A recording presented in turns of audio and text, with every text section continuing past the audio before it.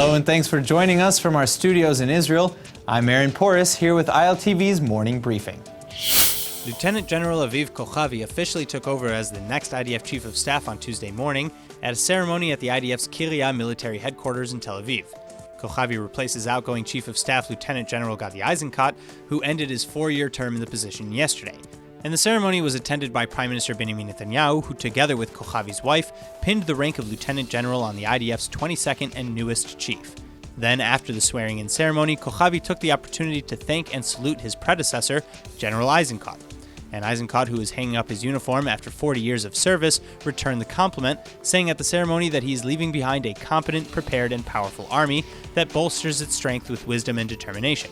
He added that KOCHAVI is a commander with the strength and abilities of leadership and command. Netanyahu then used the podium to lay out the challenges before KOCHAVI, outlining also the threats facing Israel, mainly Iran. He also took the opportunity to send the Islamic Republic a message, saying he advises them to get out of Syria fast because he will continue the Israeli policy of attacking as promised and as we have done without fear and without interruption. Finally, the Prime Minister thanked outgoing Chief Eisenkot as well, quipping that maybe he would go on a backpacking trip to South America, as is customary for young Israelis after completing their army service. As for KOCHAVI, though, before officially beginning in his role, he'll now head to Jerusalem to pay his respects to the National Hall of Remembrance at Mount Herzl. He'll visit the Western Wall, and then he'll meet with President Rivlin before returning to his office in Tel Aviv.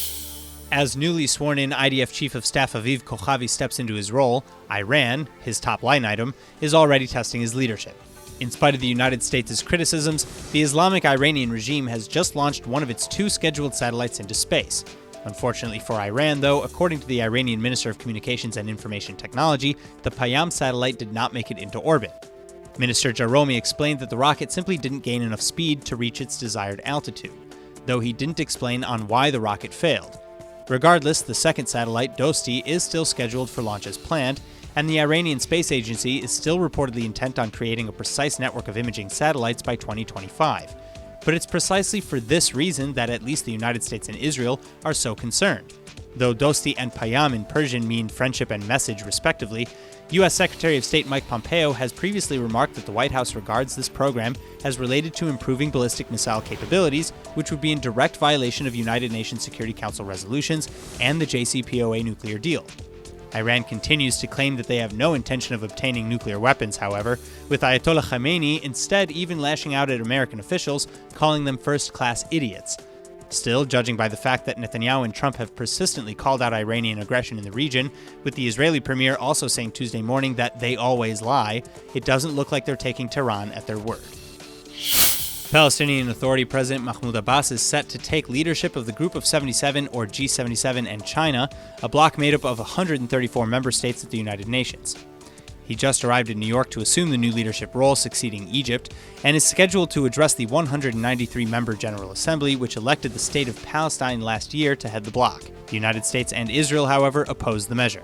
As head of the group, Palestine, which is currently a non-member observer state, will be able to act as a member state and exercise its rights as a member of the bloc. The G77 was first established in 1964 to advance the economic interests of developing countries, but it's since grown to become a massive coalition, often voting in unison at the UN, and the G77 has recognized Palestine as a member state since 1976.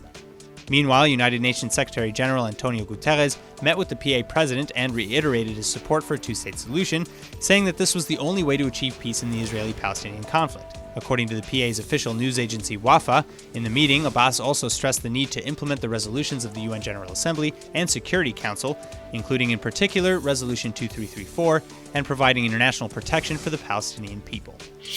After years of patiently waiting, Central Israelis will be delighted to learn that global furniture and home design giant IKEA is now finally set to open a branch in Tel Aviv later this year.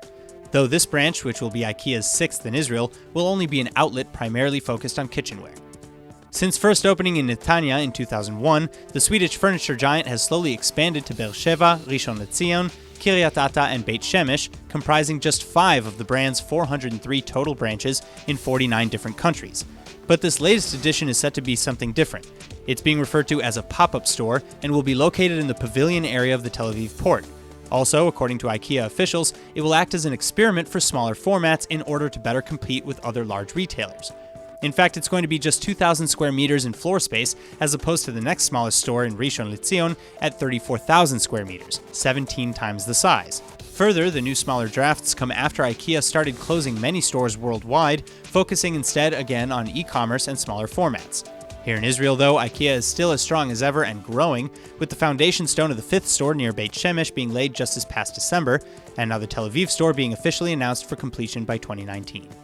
That's all for now. I'm Aaron Porras, and see you later with our main daily broadcast from Israel at 2 p.m. Eastern Time.